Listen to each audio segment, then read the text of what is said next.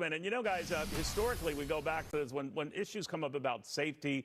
It could be for an airline, it could be for an auto company. There's a poll over that company for quite some time before, we get a sense of where things are going. Right now, Boeing can't get out of its own way, and we don't have many aerospace giants in the world right now. We're down to two, principally, Boeing and Airbus. So I wonder, Alan, to you first on what you make of this and the impact of this. Well, it wasn't so long ago that Boeing was the biggest Dow star, and it's changed, obviously, in price and psychology. It's dropped from 270 down to 170. We've got earnings that come out next week. I think the negativity sometimes gets overloaded, but I would like to see it form a little bit of a bottom base, but it's still a sound company. Like you said, they've got their market, and I'm pretty confident, I'm a frequent flyer, pretty confident in the airline mechanics that inspect each and every jet. So I think this is something that people are afraid about. They're also afraid about shark bites in the ocean. So I just live my life. All right. You didn't strike me as a commercial airline traveler, but I learn something new every day. So the Gulfstream is being parked on the site. I joke. But yes. Aaron, let me get your take on this, because we were just speaking the last time I had you fine folks here about the demand for travel. United Airlines booked solid. It looks like it's going to be that way through the end of the year. And I don't want to make a cynical leap here, whether this is the kind of stuff of which people say, you know what, I'm a little leery. I'm going to check out whether my plane is a Boeing plane or any one of these ones that this guy is talking about. And I don't know.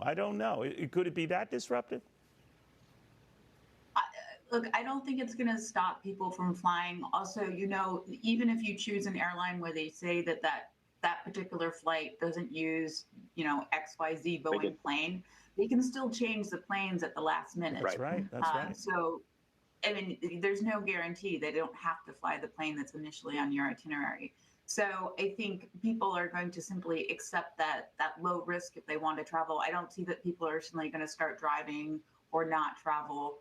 We do see the earnings estimates still very strong for the airlines, and though many of the U.S. airline stocks have taken a bit of a hit, that has largely to do with higher energy prices rather than revisions in earnings estimates from decline seats. We're really not seeing any big consumer pullback away from airline travel. All right, switching gears a little bit, guys, and Alan, I'll throw this to you. We are seeing a decline in interest in anything Tesla. Right now, it's under $500 billion valuation. Hasn't seen that in quite some time.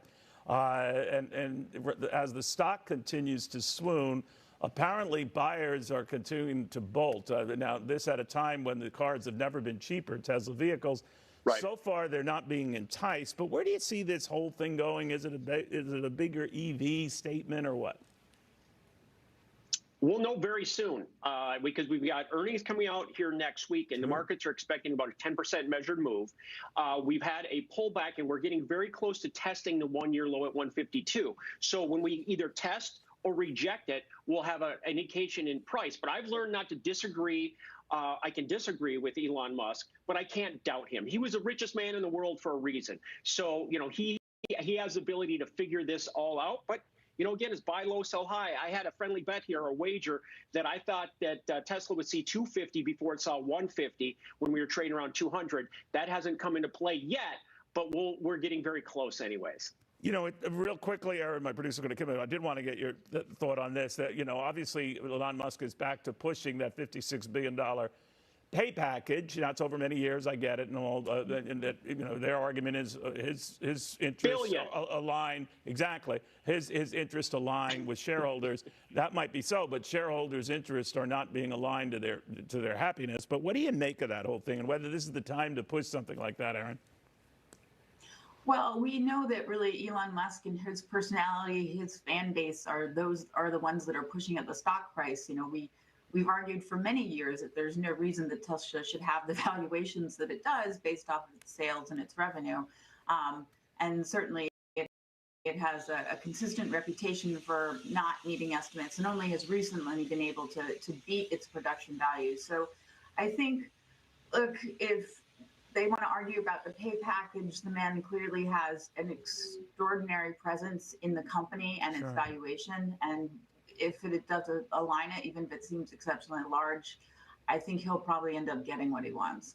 All right, well, watch closely. Incentive-based. It's incentive-based. Yeah. It is incentive-based. You're right. It better be incentive-based because it's a lot of money. That's even more than you're making right now, Alan. Always Exactly. good to see you guys. Alan, Aaron, thank you very Thank much. you. Talk